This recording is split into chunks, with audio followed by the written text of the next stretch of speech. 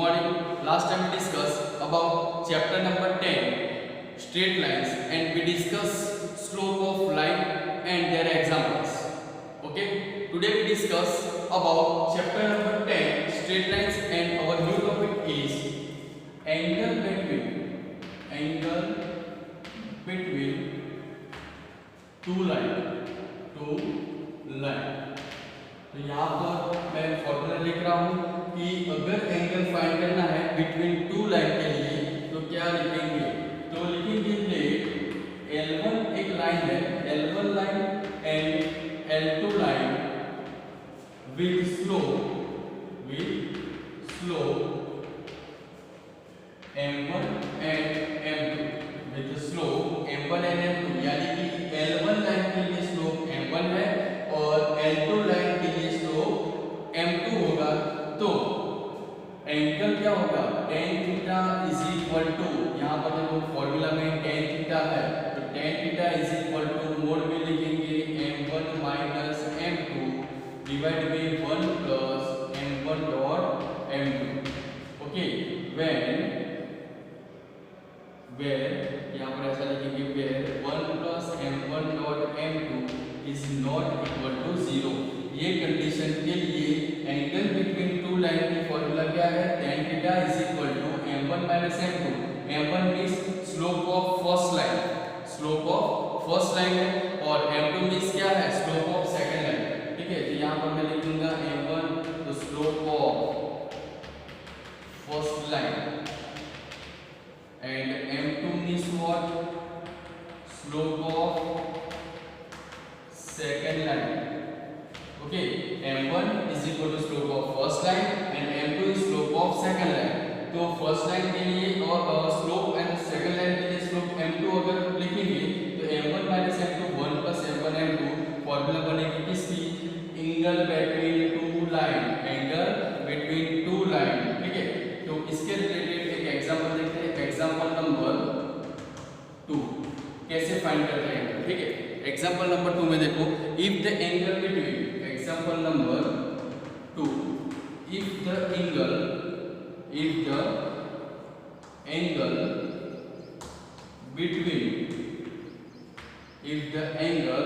between two lines is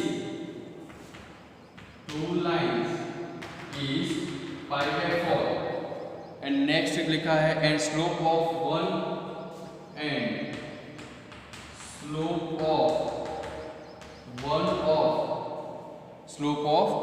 of the lines is 1 by 2, lines is 1 by 2, find the slope of the other line, find the slope of other line। ठीक है, other line का slope हमें find करना है। तो सबसे पहले यहाँ पर डेटा क्या है वो हम क्लियर कर दें कि फाइंड करना है if the angle between two line, यानी कि यहाँ पर दो लाइन का एंगल दिया गया है, कितना है, पाई बाय 4। तो हम लिखेंगे क्या कि here given theta is equal to कितना है, pi by 4, theta is equal to pi by 4 है and slope of the first line का स्लोप कितना है, M1 is equal to 1 by 2 and also M2 find करना है, find the slope of other line, यानी कि M2 हमें find करना है। ठीक है, तो we know that angle between two line के लिए फॉर्मूला है tan theta is equal to M1 minus M2 1 plus M1 into M2।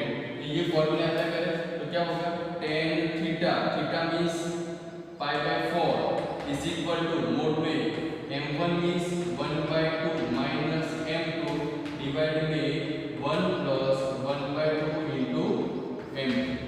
Clear, यहाँ पर सॉल्यूशन कैसे करें वो एक बार देख लो, 10 पाई by 4, so what is the value of 10 pi by 4, 1 value हो जाएगी।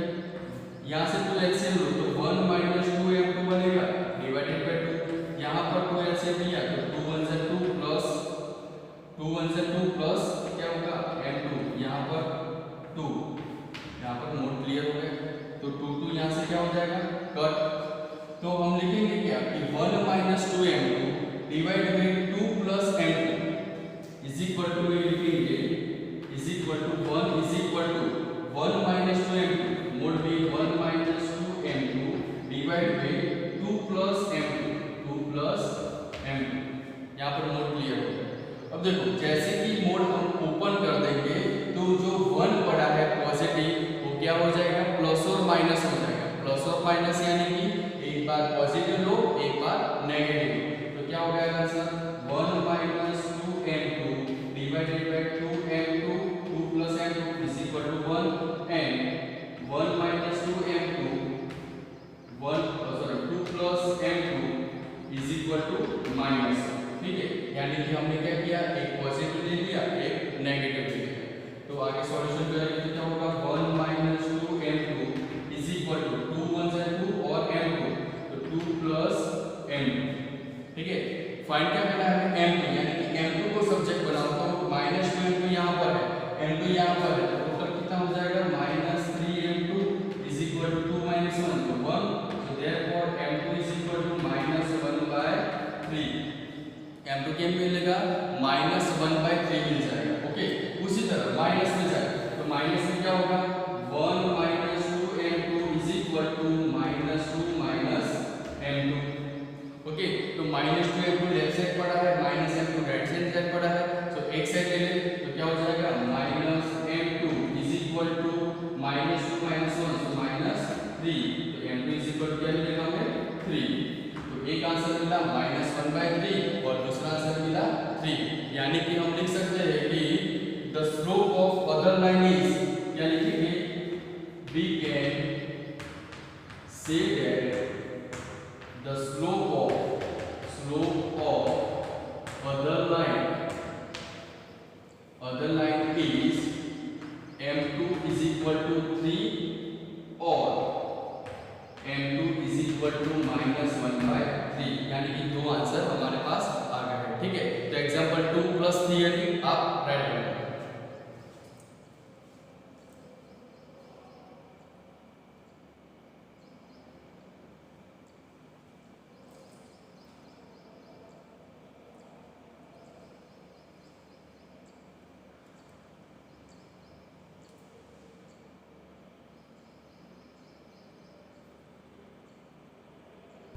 नेक्स्ट बात करें एग्जाम्पल नंबर 3 के बारे में।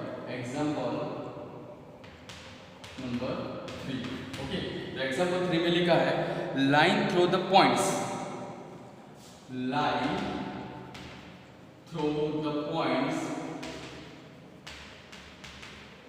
पॉइंट्स दिया गया है हमें -2 6 and 4 8 -2 6 and 4 8 -2 6 and 4 8 is perpendicular to the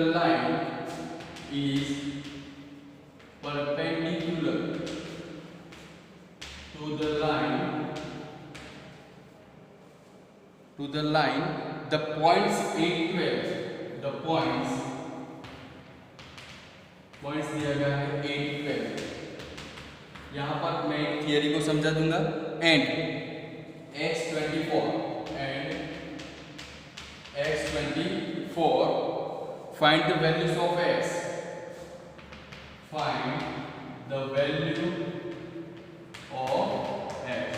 ठीक है, तो यहाँ पर बोल रहा है कि लाइन थ्रू द पॉइंट्स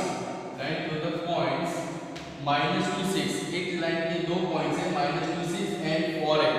ठीक है, दो पॉइंट्स है, दूसरे लाइन में भी दो पॉइंट है लेकिन फर्स्ट लाइन में जो दो पॉइंट है वो परपेंडिकुलर है किसके 8 12 और x24 के। तो find the value of x यानी कि x की वैल्यू में फाइंड करनी है। ठीक है, तो यहाँ पर मैं नोट लिख रहा हूँ, आप लिख देना। नोट है when the points is perpendicular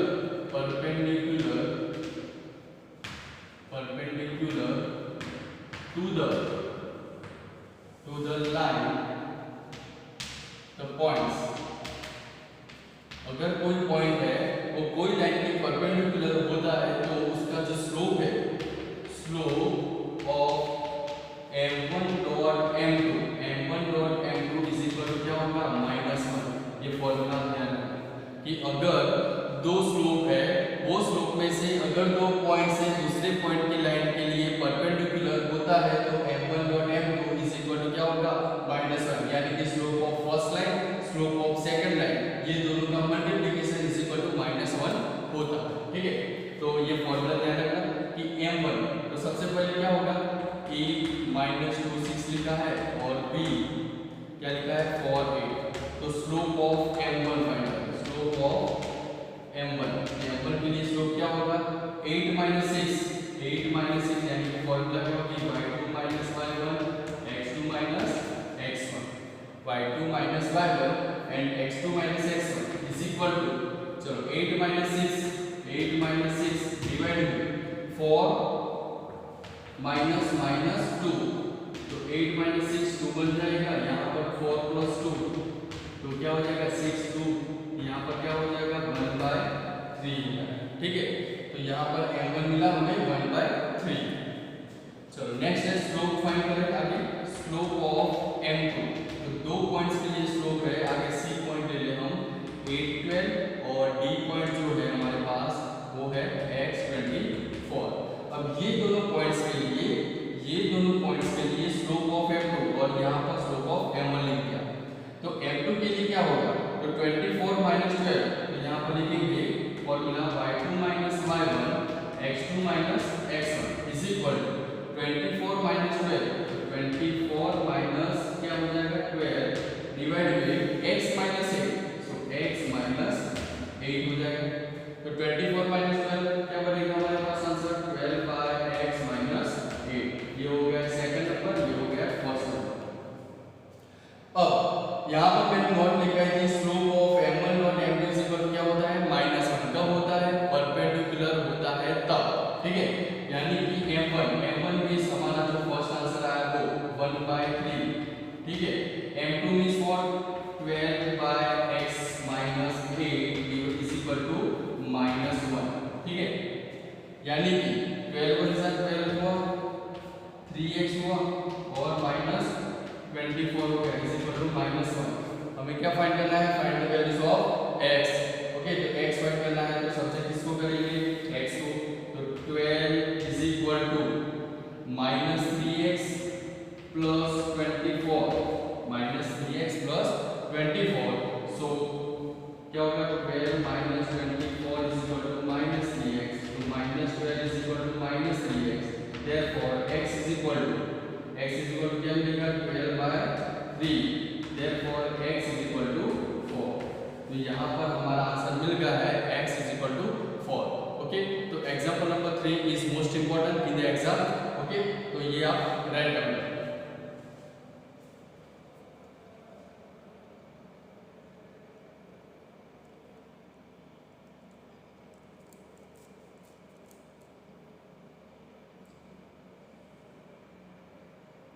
अब नेक्स्ट हमारा जो टॉपिक है एग्जांपल 3 के बाद जो एग्जांपल 4 आएगा वो डिपेंडेंट होगा ये टॉपिक पर। ठीक है, टॉपिक का नाम है कोलिनियरिटी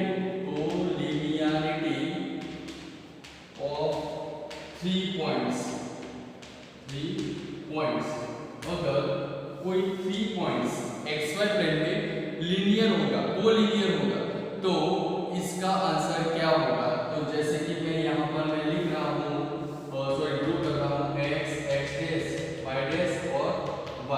यहाँ पर कोई लाइन है, ये लाइन पर कोई 3 पॉइंट है a b और c, तो यहाँ पर a b c कोलिनियर है वो हम कैसे बोल सकते हैं, तो लिखेंगे क्या कि यहाँ पर याद रखना है कि slope of a b find करना है is equal to slope of b c find करना है। ठीक है, slope of a to b और slope of b to c, यानी कि slope of ab is equal to slope of bc होगा।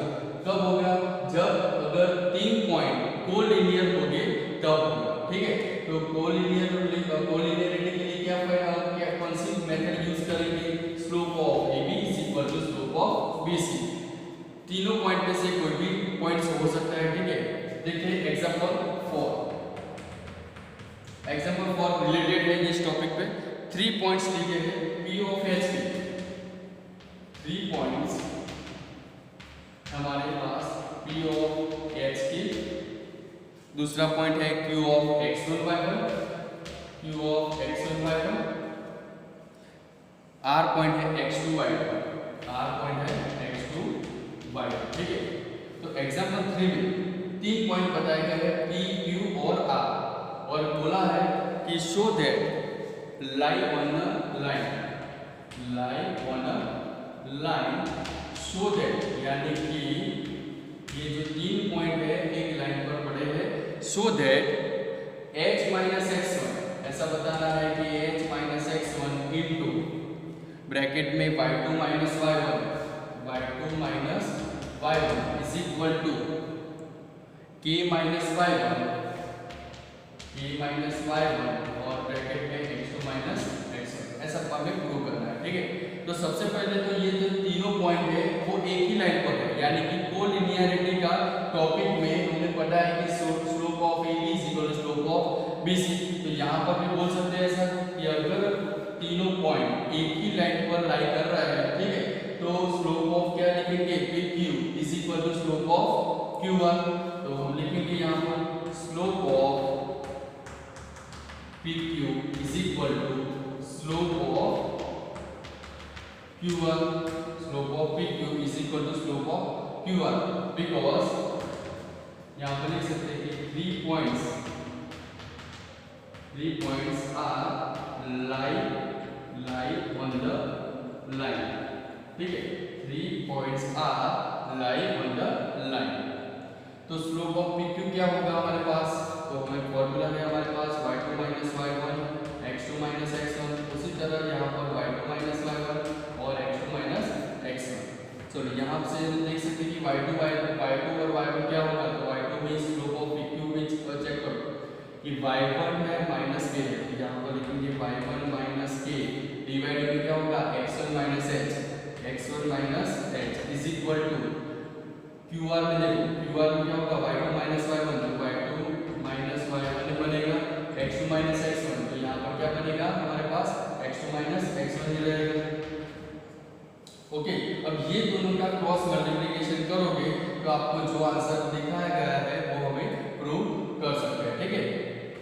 तो लिखेंगे क्या, y1 minus k into x2 minus x1 is equal to y2 minus y1 in bracket में x1 minus h। Okay, तो we prove that now we can say that y1 minus k in bracket x2 minus x1 is equal to y2 minus y1 in bracket x1 minus h। तो यहाँ पर हमने prove कर दिया, ठीक है। तो यहाँ पर एग्जांपल नंबर 3 कंप्लीट हो गया है, अब राइट करें।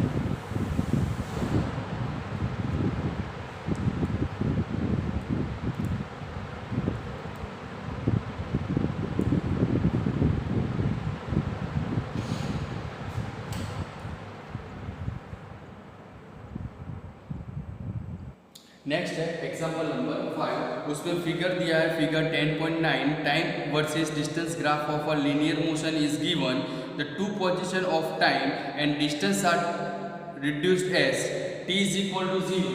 यहाँ पर लिखा है t और d, ठीक है, तो t is equal to 0, so d is equal to answer क्या होगा 2। तो यहाँ पर एक पॉइंट मिल गया dd इज इक्वल टू 0 2, और when t is equal to 3 और d इज इक्वल टू 3 और t इज इक्वल टू 3, तो d इज इक्वल टू 8 मिल रहा है, ठीक है। तो using the concept of slope find the low motion, therefore how distance depends upon a time, ठीक है। तो यहाँ पर एक फिगर ड्रॉ की है, तो फिगर हम यहाँ पर मैं ड्रॉ कर लेता हूँ। ये y है, ये x है, ठीक है। तो टाइम वर्सेस डिस्टेंस का ग्राफ है, टाइम इज t और यहाँ पर डिस्टेंस लिखा है, डिस्टेंस इज d, ओके। और बीच में है लाइन है और 0 to 3 8 और TD, यहाँ पर एक लाइन बनी है, इसमें 0 2 है, 3 8 है और TD लिखा है, ठीक है। तो बोल रहा है कि कॉन्सेप्ट ऑफ स्लोप, ठीक है। तो कॉन्सेप्ट ऑफ स्लोप क्या होगा, तो ये सपोज A है, B है और C है। When 3 points are collinearity, so हम लिख सकते हैं कि slope of AB is equal to slope of BC, slope of AB is equal to slope of BC, ठीक है। तो स्लोप ऑफ AB क्या होगा, 8 minus 2, ठीक है, 8 minus 2 और 3 minus 0। उसी तरह यहाँ पर D minus 8 और नीचे T minus 3, तो T minus 3। फॉर्मूला कौन सी यूज हुई, y2 minus y1 और x2 minus x1। उसी तरह यहाँ पर भी y2 minus y1 और x2 minus x1, ओके। तो चलो यहाँ पर सॉल्यूशन करेंगे तो कितना होगा 6, यहाँ पर 3 is equal to d minus 8 और t minus 3, 3 2 जा 6, तो answer is 2t minus 6 is equal to d minus 8, okay. तो यहाँ पर इक्वेशन बनेगा डिस्टेंस वर्सेस टाइम का, ठीक है। तो क्या लिखेंगे, 2t minus d is equal to 2t minus d is equal to -8 plus 6, तो 2t minus d is equal to -2, okay. So क्या फाइंड करना है, डिस्टेंस वर्सेस टाइम है, तो d इज इक्वल टू क्या लिख सकते हैं हम, 2t plus 2 is equal to d लिख सकते हैं, या तो और करके भी लिख सकते हो आप, 2t is equal to -2 plus d, -2 plus d, so t is equal to 2 यहाँ से कम हो जाएगा तो -1 प्लस d बाय 2 भी लिख सकते हो, ठीक है। तो टाइम का इक्वेशन और डिस्टेंस का इक्वेशन आप दो तरीके से लिख सकते हो, ठीक है। तो एग्जांपल नंबर 4 यहाँ पर क्लियर हो गया है। नेक्स्ट वीडियो में बात करेंगे एक्सरसाइज के बारे में, राइट।